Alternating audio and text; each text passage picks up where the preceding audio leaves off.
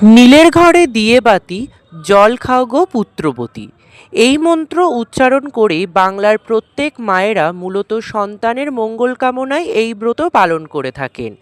তবে শ্লোকে শুধুমাত্র পুত্রের কথা উল্লেখ থাকলেও পুত্রকন্যা উভয়ের মঙ্গল কামনায় এই ব্রত পালন করা হয়। সাধারণত চৈত্র সংক্রান্তির আগের দিন অর্থাৎ চড়ক উৎসবের আগের দিন নীলপুজো পালিত হয়। তবে এই বছর নীলষষ্ঠী বা নীলপুজো কবে পড়েছে, 13ই এপ্রিল নাকি 14ই এপ্রিল, তা নিয়ে অনেকেরই মনে প্রশ্ন রয়েছে। তো চলুন বন্ধুরা, আজকের ভিডিওতে আমরা জেনে নেব এই বছর অর্থাৎ 2026 সালে নীলষষ্ঠী ব্রত আপনারা কবে পালন করবেন, ষষ্ঠী তিথি কখন শুরু হচ্ছে ও কখন শেষ হচ্ছে, এই ব্রত পালনের সবচেয়ে শুভ সময় কি রয়েছে, নীলের ঘরে বাতিদানের শুভ সময় কি রয়েছে, এছাড়াও নীলষষ্ঠী পুজোর ব্রত পালনের জন্য আপনাদের কি কি উপকরণ লাগবে, পুজো করার ব্রতের নিয়ম কি রয়েছে, কিভাবে এই দিন দেবাদিদেব মহাদেবের পুজো করবেন, এই দিন কি খাবেন কি খাবেন না এবং কি কি কাজ করা নিষেধ রয়েছে, সমস্তটাই আমরা আজকের ভিডিওতে জেনে নেব। তো চলুন বন্ধুরা, আর দেরি না করে ভিডিওটি শুরু করা যাক। যদি আমার চ্যানেলে নতুন হয়ে থাকেন তাহলে অবশ্যই চ্যানেলটি সাবস্ক্রাইব করে এবং ভিডিওতে একটি লাইক করে শেষ পর্যন্ত সাথে থাকবেন। আশা করি ভিডিওটি আপনাদের জন্য খুবই হেল্পফুল হবে। ভিডিওর মূল পর্বে যাবার আগে দেবাদিদেব মহাদেবের যারা ভক্ত রয়েছেন অবশ্যই কমেন্ট বক্সে লিখুন ওম নমঃ শিবায়, হর হর মহাদেব।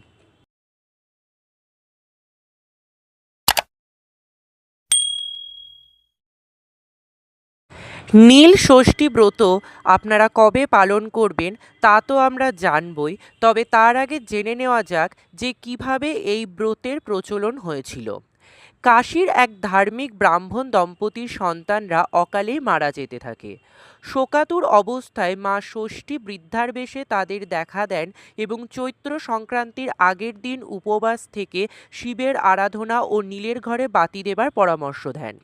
সেই থেকে মায়েরা আমার সন্তান যেন থাকে দুধে ভাতে এই প্রার্থনা করে নীল ষষ্ঠীর ব্রত পালন করে থাকেন। এবারে আমরা জেনে নেব ষষ্ঠী তিথি কখন থেকে শুরু হচ্ছে আর কতক্ষণ থাকছে। ষষ্ঠী তিথি শুরু হচ্ছে 28শে চৈত্র 1433, 12ই এপ্রিল 2026 রবিবার রাত্রি 9টা 31 মিনিটে এবং এই ষষ্ঠী তিথি সমাপ্ত হচ্ছে 29শে চৈত্র 1432, ইংরেজির 13ই এপ্রিল 2026 সোমবার রাত্রি 9টা 37 মিনিটে। অর্থাৎ এই পরিস্থিতিতে উদয়মান তিথি অনুযায়ী 29শে চৈত্র অর্থাৎ ইংরাজির 13ই এপ্রিল 2026 সোমবার দিন, এই দিনেই কিন্তু নীল ষষ্ঠীর ব্রত উপবাস এবং পুজো করতে হবে আপনাদের। আর এর ঠিক পরের দিন অর্থাৎ 30শে চৈত্র 1432, ইংরাজির 14ই এপ্রিল 2026 মঙ্গলবার দিন, ওই দিন চড়ক পুজো রয়েছে।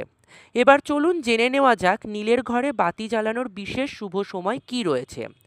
বিকেল 5টা 2 মিনিট থেকে শুরু করে সন্ধে 7টা 15 মিনিটের মধ্যে এই সময়টি অত্যন্ত শুভ সময়। এই সময়ে আপনারা নীলের ঘরে বাতিদান করবেন। যাদের যটি সন্তান রয়েছে ততগুলি মোমবাতি অথবা ততগুলি ঘিয়ের অথবা সর্ষের তেলের প্রদীপ জ্বালাবেন দেবাদিদেব মহাদেবের সামনে। আর এই সময়ের মধ্যে আপনারা কিন্তু শিবলিঙ্গ অভিষেক করবেন এবং শিবলিঙ্গ পুজো করবেন। চলুন এবার জেনে নেওয়া যাক এই পুজো করতে অর্থাৎ নীলষষ্ঠীর পুজো করতে আপনাদের কি কি উপকরণ লাগবে। লাগবে কাঁচা দুধ, দই, ঘি, মধু, চিনি, এই 5টি মিশ্রণ অর্থাৎ পঞ্চামৃত। এছাড়াও গঙ্গার জল, বেলপাতা, আতপ চাল, নীল অপরাজিতা ফুল, ধুতুরা ফুল ও ধুতুরা ফল, আকন্দ ফুল ও আকন্দ ফুলের মালা। এছাড়াও আপনাদের অবশ্যই যে জিনিসটি রাখতে হবে সেটি হলো শিবের পছন্দের সাদা যে কোনো মিষ্টান্ন অথবা সাদা বাতাসা রাখলেও হবে।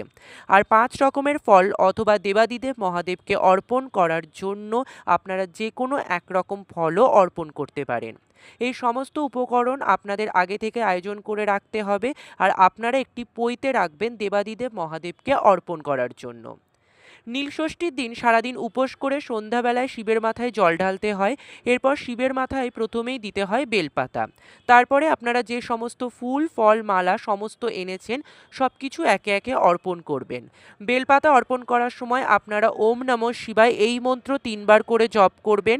আর বেলপাতা ফুল ফল সমস্ত কিছু অর্পণ করা হয়ে গেলে তারপরে কিন্তু আপনারা পঞ্চামৃত দিয়ে অভিষেক করবেন। পঞ্চামৃত অর্পণ করার সময়ও ওম নমঃ শিবায় এই মন্ত্র উচ্চারণ করবেন।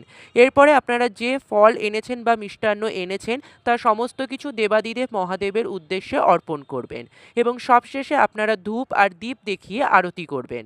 এরপর অপরাজিতার মালা জড়িয়ে অথবা আকন্দ ফুলের মালা জড়িয়ে সন্তানের নাম নিয়ে একটি মোমবাতি জ্বালিয়ে প্রার্থনা করতে হবে। মনে রাখা জরুরি, উপবাস ভাঙার পরেও কিন্তু এই দিন আপনারা অন্ন গ্রহণ করতে পারবেন না।